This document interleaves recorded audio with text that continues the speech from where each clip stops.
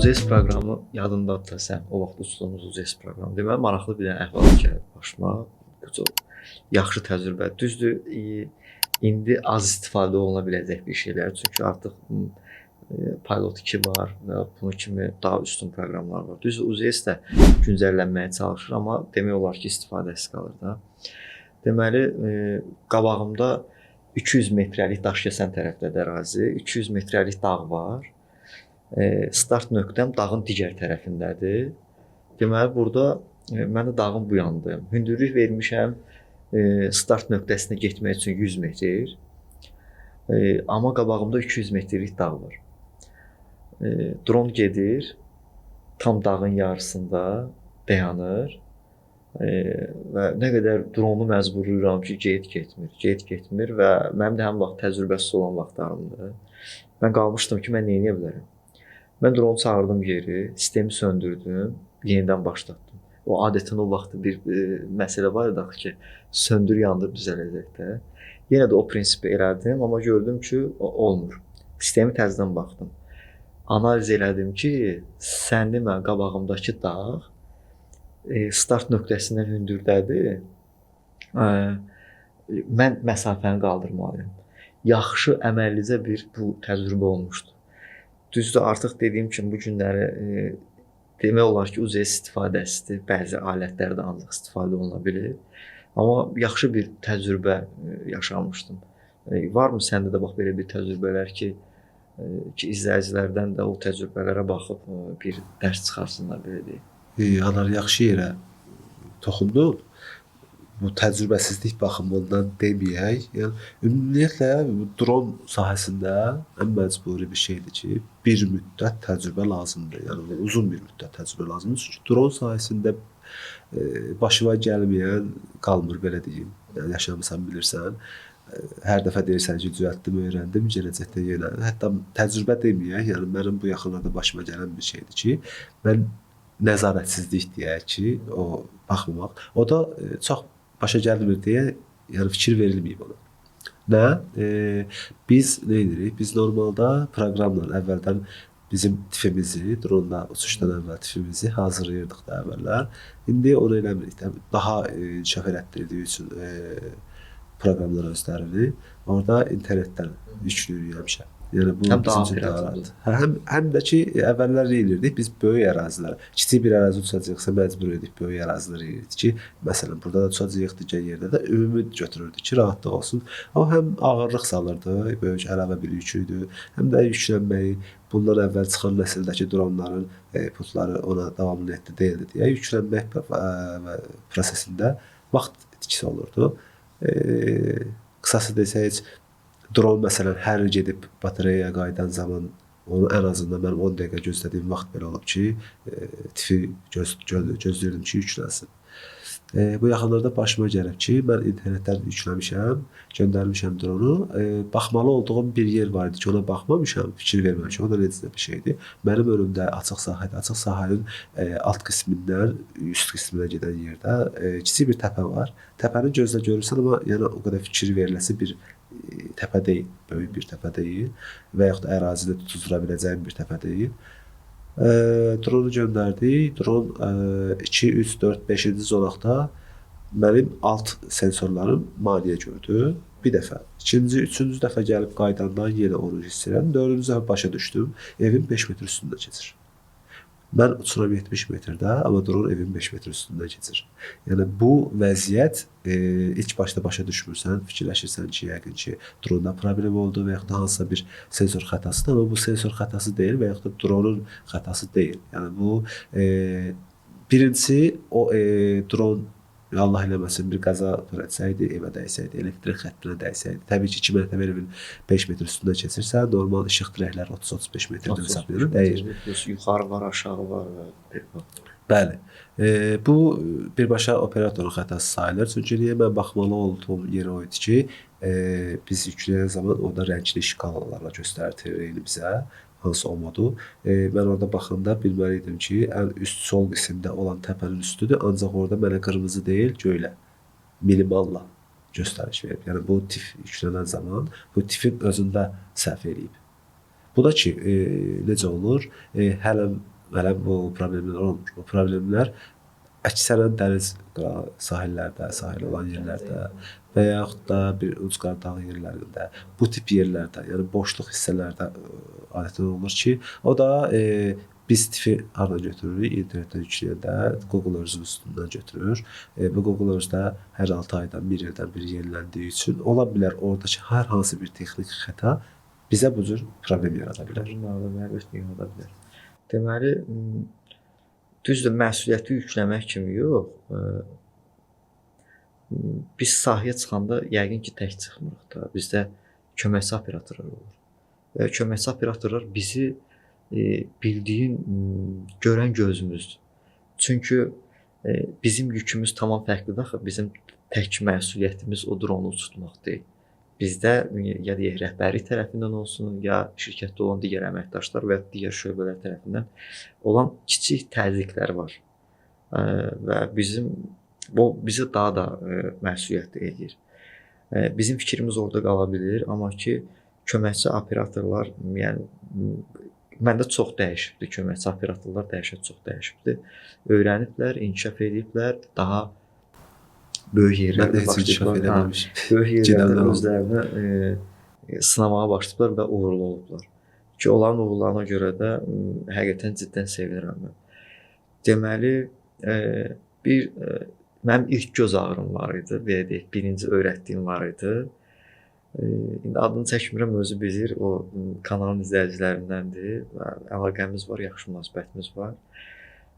Deməli, bizdə pərlərin biri artıq köhnəlmişdi. Yan tərəflərində qırıqlar vardı. Çünki adətən düz yerdə uça bilmirdik. Gələndə ot olurdu, digər yerlər olurdu ki, elə ərazilərdə uçurduq ki, özümüzlə digər ləvazimat daşımağa bizim fürsətimiz olmurdu. Çünki hündürlük olurdu, maşın qalxmırdı və sən orada özündən o taxta deyək, hər hansısa bir uçuş dronu qalxmaq məntəqəsini özündən aparsaydın, bu çox çətin idi. Ən tapdığımız düz yerlərdə uçurduq. Deməli, o bir dəfə ilə hiss olunmur, amma zamanla hiss olunur ki, sən artıq pərlər uçuş riski daşıyır. Deməli, o vaxtı məviklərin vaxtı idi. Sən bilirsən, axı məviklərdə basırsan, onun qulpu var, o qulp saxlayır onu. Deməli, İlyas pəri dəyişəndə o qulp qalmışdı onun içində, qırılıb qalmışdı, yaxşı şəkildə dəyişə bilməmişdi. Və digər təzə pəri taxanda ona fikir verməyib, pər yaxşı bağlandı. Və maraqlısı bundadır ki, biz 2 dəfə uçuş eləmişdik, kiçik ərazilərdə. Səhv eləmirəmsə, onda Qarabağ bölgəsi idi, yeni işğaldan yeni azad olmuşdu. Hava şəraiti elə dəyişdi ki, anında elə dəyişdi ki, mənim artıq küləyin hansı istiqamətdə nəsdiyini mən görə bilmirdim. Gah sağdan, gah soldan, gah da üzümüzə vurdu külək. Ən optimal variantda dronu elə olduğu vəziyyətdə arxa-arxaya çağırıb otuzdurmaq deyir. Mən çağırıram, yaxşı ki dron hündürlüyü azdır, mən çağırıram və aşağıda yaxşı bir otluq var. Yəni bildiyim pambığın üstünə düşmüş dron. Dron arxa-arxaya gələndə artıq önə gedəndə üstdən vurur külək. Arxaya gələndə isə arxadan təzyiq olmağa başlayır. Dron da arxa tərəf qalxır və bu bizim pərimiz də yaxşı bağlanmamışdı. Pər vurur, tullayır. Motorun biri dayanır, qopşu dron dayanır. Və dron qəşşəkcə o hündürlükdən düşür o otun üstünə. Düzdür, otun üstə düşsə də o öz təzyiqindən və onun öz dözümsüzlüyündən drona çox da yox, amma ciddi xətalar dəymişdi. Yəni, ən azından bunun gimbal var, yaxşı gimbal bizi dar vəziyyətdə qoymadı. Amma yerə düşən vaxtı digər pərlər demək olar ki, sıradan çıxmışdı. Və mən səbəbi aydınlaşdıranda görürəm ki, bunun üzərində olan qırılan pər, mən açıram, baxıram ki, onu saxlayan o aralıqlar yerindədir, amma içəridə nəsə bir boşluq var. Mən elə bildim birinci motor zədələndi, amma baxıram ki, yox, bunun içəridə köhnədən qalan, indi o dronun pərinin orada qalmasına mane olan köhnədən bir qırıntı var və aydın oldu ki, həmin vaxtı ən çox diqqət edən köməkçi operator o şeyə diqqətdən qaçmışdı və onun diqqətsizliyi birbaşa mənim məsuliyyətim idi. Və əlbəttə ki, məsuliyyəti tam üzərimə götürdüm. Bax maraqlı belə bir təcrübə gəlmişdi başıma ki, köməkçi ilə işləyəndə düzdür sən köməkçi tam etibar edirsən, amma ki nəzarəti əldən buraxmaq lazımdır. Yəni dronla çünki hər bir operatorun qaçmalı olduğu bir məqam var ki, dron ensin, amma düşməsin. Mənim də başıma gəlib belə bir hadisə. Özdə o əməkdaş neçə vaxt idi yanında işləyirdi? Olardı 7 ay, 8 ay var. Belə bir müddət var idi. Yaxşıdır. Bizdə deməli 2 nəfər var idi. Təzə gəlmişdilər. Təzə deyəndə artıq 3 ay, 4 aya yaxın idi. Biz əraziyə çıxırıq. Özdə hər gün, demək olar ki, hər gün. Poçtluq buraxdığımız vaxtlar həftədə, 2 həftədən bir gün fikirləşdik. Yəni o qədər biz davamiyyətdə əraziyə çıxırdıq. Yəni bunun ən sadə versiyasını fikirləş ki, dronun ən sadə, özü sən Mavic dronu idi, mən də Matrix 300 dronlardı. Dronun ən sadə funksiyası nədir? Onun qanadlarını açıb bağlamaq, yəni işə salmaq. Biz artıq 3 aydan çoxdur, mənə də dronu öyrədən ki, mən də o yana neçə müddət olmuşam. Biz hər şeyə hazırıq. Bizim başqa dərdlərimiz, planlarımız var. Yəni təbii ki, iş barəsində onu hesablamaq, eləmək. Biz də lidar çəkiş edirik. Özü səhv eləmirəmsə Salyandaydıq, bəli, Salyanda. Təsəvvür edək ki, 3 aydan çox olan 2 nəfər, bir nəfər də deyil, 2 nəfər olan əməkdaş. Tapşırığımız bu idi ki, sadəcə burada tozludur, dron toz olmasın. Bu məsafə daha yaxşıdır. Aparın ora qoyun ki, biz oradan işə salaq göndərək. Həm də daha yağılı variant idi. Dronu qoşdular, hazırdır, okeydir. Biz hər şeyi hazırladıq, dronun planı verdik, göndərdik. Dron 20 dəqiqədən çox idi. Uçurdu, alçaq məsafəyə yaxın olduğu üçün biraz çox uçduq. Və külək də 11, 11.5 bu sürətlə uçuruq. 312-də maksimal. 12-də qırmızı xəbər alıq. Bu sürətlə uçuruq. Bizə tapşırıq verilmişdi ki, əldə biz uzaq məsafə getdiyimiz üçün Bakıda məcbur idi. Oranı bitirib gəlmək üçün kiçik bir məsafə idi. Kiçik bir yer idi.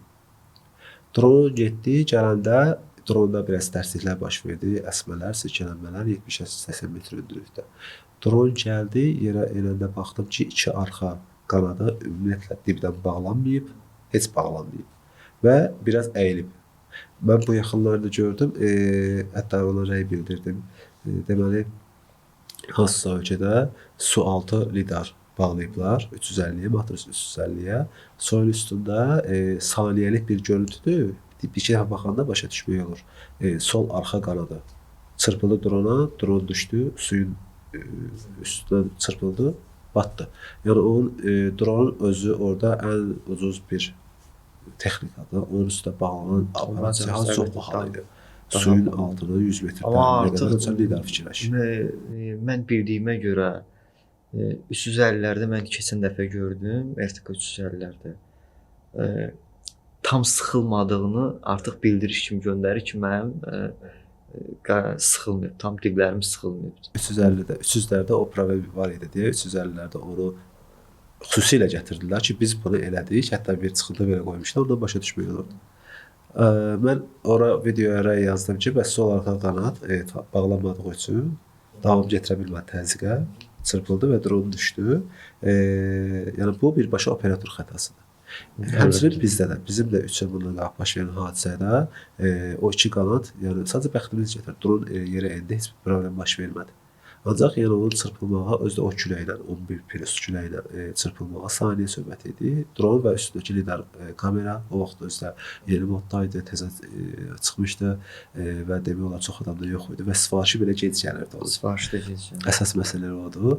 Yəni bəxtimiz problem gətirmişdi ki, yəni 2 nəfərə güvənməyimiz problem yaradacaqdı. Biz normalda hətta 3 dron uçurduq. Həmin günü tək dron uçmağa qərar vermişdik. Sən dron dedin, bizim dronların göydə bir-birindən keçmək. İndi o kadr olsa, indi onu salarıq burada ki, dronlar necə gəlir bir-birinə. Onu da salarıq böyle görünsün. Çünki planlamamız elə olmalı idi ki, minəvil olmalı idi. Başqa bir variantımız da yox idi. Sifariş getməli idi və biz orada sanki elə bil zamanla mübarizə apardığımız vaxtlar idi ki, vaxtında operativ işləmək. Həmin vaxtı mən açıq özümüzdə mən deyirdim ki, biz idik bu şeylərin altına qalxan. Çünki bizim sahəmiz elə bir sahədir ki, nə qədər öyrənsəndə həmişə içində bir azlıq olur ki, mən az bilirəm. Mən az bilirəm. Bu bir çox sahələrdə bu belədir. Mən fikirləşirəm ki, biz yaxşı ki, dron sahəsini seçmişik və bu pilotsuz uçuş aparatlarında bir pilotluq edirik. Deyəcəyim başqa bir təcrübə var, yoxsa növbəti rubrikalarda verək bu təcrübələrdən. Qısa təcrübələrdən bu qədər, gələcək rubrikalarda yəni Böyük təcrübələrdən daha faydalı. Daha həm faydalı, həm geniş və həm də detallı şəkildə biz izləyicilərimizlə bölüşərik. Sizdə də belə təcrübələr varsa, şərh bölməsində yazarsınız və biz də onu burada işıqlandırarıq. Məncə bu maraqlı olar. Kanalımıza abunə olmağı da unutmayın.